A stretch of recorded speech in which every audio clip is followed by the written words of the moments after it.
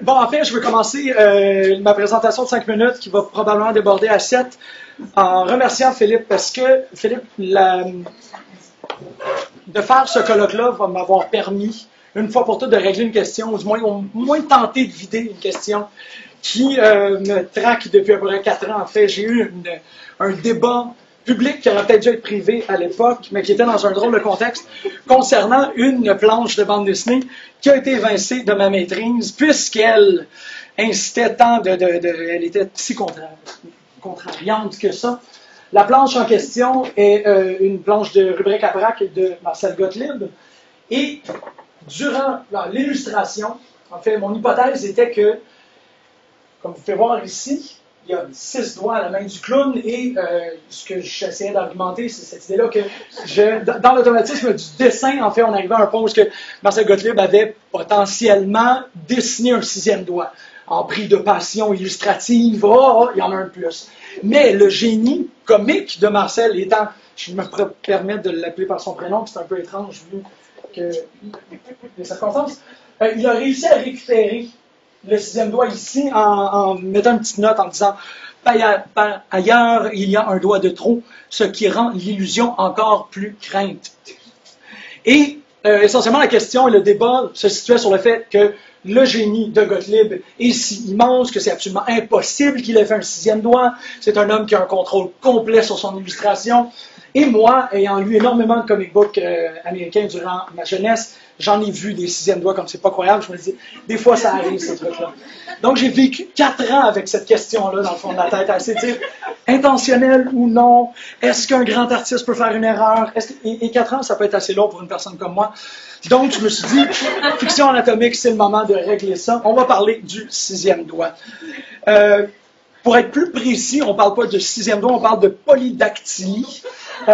C'est, comme vous le voyez très bien, polydactylie, donc plusieurs doigts. On sait que... Je vais vous dire, ça c'est la 3e femme de Mao, juste au cas où vous êtes comme... C'est la 3e femme de Mao, elle avait 6 doigts sur une main. Donc, la polydactylie, on sait, nous savons que c'est un trouble, une situation qui arrive à une personne sur 80 000. C'est très intéressant quand on va regarder dans l'idée étymologique. Nous savons que la main provient du latin fingo, qui est l'organe qui nous permet de façonner les choses ou les images, comme c'est le cas qui m'intéressera aujourd'hui. Donc j'ai fait un peu d'étymologie pour renvoyer à la personne avec qui je faisais le débat initialement. Je vous ai déjà présenté Jean King, qui est la 3e femme de Mao. Je vous présente aussi Antonio El Pulpo, la poulpe El Fonseca lui-même, pitcher pour les Phillies en 2007, et méga vedette de Bollywood, Hrithik Roshan, qui a joué le premier super-héros de l'histoire du cinéma indien, et qui affiche très ouvertement son mini-pouce, qui est juste là, comme vous pouvez voir. Donc, les questions par rapport à la polydactylie deviennent très intéressantes, notamment quand on regarde l'imaginaire qui l'entoure. Donc ici, c'est une image du 9e épisode de la première saison de Outer Limits, dont l'épisode s'appelle The Sixth Finger, où on projette l'humanité au 25e siècle, donc à l'an 2400, et toute l'humanité a maintenant un 6e doigt. Donc c'est très intéressant de regarder... Ah, il était là l'image. 6e doigt. Ça, c'était supposément. On peut voir que dans l'imaginaire de la main et du doigt, nous évoluerons inévitablement en poussant un autre. Donc, nous autres, dans notre société contemporaine, on voit très bien pourquoi un 6e doigt pourrait servir énormément. Mais je trouve ça intéressant comment est-ce que l'imaginaire se façonne à dire ça nous prendrait un autre doigt. Donc, cette idée-là d'évoluer avec la polydictalie, pardonnez-moi, je vais laisser ma bouteille d'eau juste là. À l'inverse, pour faire plaisir à quelqu'un d'autre, quand on a un doigt de moins, on se retrouve avec un état qui est malheureusement un peu handicapé, parce qu'il y a trait de Homer Simpson. Dans l'imaginaire anthropologique, sans tomber dans l'illustration, on se retrouve avec Richard D. Barnett, qui nous explique que dans Polydactylism in Ancient World, nous avions une signification différente advenant sur quelle main le doigt apparaissait. Donc, sur une main, ça portait chance, et sur l'autre, c'était, bon, évidemment, the red right hand, donc les conséquences épouvantables d'une main sataniste, on pourrait croire, serait terrible, ou du moins investie du mal. En termes picturaux, je suis rendu à combien de temps, mon 5 minutes. I can do this. En termes picturaux, on se retrouve avec des exemples comme cette toile intitulée Adam et Ève de Jan van Scorel, où on démontre ici, ça se voit peut-être un peu moins bien, mais Adam a 6 doigts. Inévitablement, on va faire la liaison avec l'irreprésentabilité picturale, cette idée que Adam étant plus proche des dieux que des hommes ne peut pas être illustré comme des hommes. Pour les gens qui ne seraient pas tout à fait au courant de ça, ma notion est quand même élémentaire, mais il arrivait souvent en peinture qu'on ajoutait des défauts biologiques ou des défauts anatomiques, pardonnez-moi, sur des peintures pour s'assurer qu'on n'était pas en train de faire un affront à la représentativité de Dieu. Donc, lorsqu'on peinturait Zeus, on y ajoutait quelque chose pour dire « il est autre chose ». On ne pouvait pas vraiment faire un affront de cette manière-là. C'est ce qui fait que je peux très aisément, dans ma question, glisser dans toute cette idée-là de sacré et de profane. Là, ici, on a une idée très, très, très sacrée du 6e doigt. On se dit, il doit conserver une forme de vernis autour de ces icônes-là très importants. On ne doit pas les abaisser à un statut humain ordinaire. Donc, on les rend immutants, essentiellement.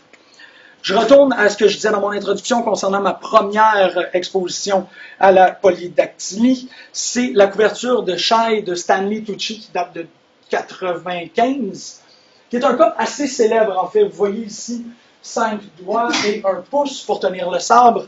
Cet exemple-là a été extrêmement... en fait, j'ai créé un nid mou, mais fondamentalement, on peut voir que c'est une erreur. C'est vraiment Stanley Tucci, qui, à l'époque, était un artiste de renommée et qui a un peu perdu sa réputation depuis, peut-être à cause qu'il dessine 6 doigts. Ça n'a jamais vraiment dérangé Robbie Field, pour les gens qui savent de quoi je parle. Donc, on a cet exemple-là qui est très client et qui fait en sorte que moi, j'ai l'impression qu'il y a une énorme tradition. Un autre truc qui est ici, peut-être plus pour supporter mon hypothèse, c'est que même le grand, l'important, le king lui-même, Jack Kirby, s'est retrouvé à faire de la polydictalie, notamment dans ses adaptations un peu plus libres. Vous voyez ici, 4 doigts, un pouce et un autre index. Jack Kirby vient, dans mon argumentaire, servir pour l'idée de la sacralisation de la figure du comic book. Je trouve ça très intéressant parce que lorsqu'on fait de la polydictalie, ou du moins quand on utilise la polydictalie en comic book super-héroïque, on est un peu en train de jouer avec cette idée-là de sacré et de profane. Ça devient très intéressant parce qu'on perd de techniques pour rendre sacrées ces icônes de comic book super-héroïque. Donc, ça serait très intéressant de chercher, chose que je n'ai pas pu faire puisque je n'avais que 5 minutes, Philippe m'a le faire pour toi, trouver une image de Superman avec 6 doigts. Inévitablement, ça va être fait, puisque Superman est dessiné à tous les, je vous le rappelle, à tous les mois depuis les 70 dernières années. Donc, c'est certain qu'il y a une erreur sacrée, certes, qui s'y serait glissée, mais je trouve que ça serait une très belle façon de démontrer en quoi est-ce que cette erreur-là, qui est inévitablement tombée dans le registre du profane, peut servir à augmenter la signification, ou du moins à sacrifier. Non, ça ne fonctionne pas du tout dans ce temps-là, de cette manière-là. Sacraliser ces figures-là. Sur ce, je vous remercie énormément. Christopher Guest.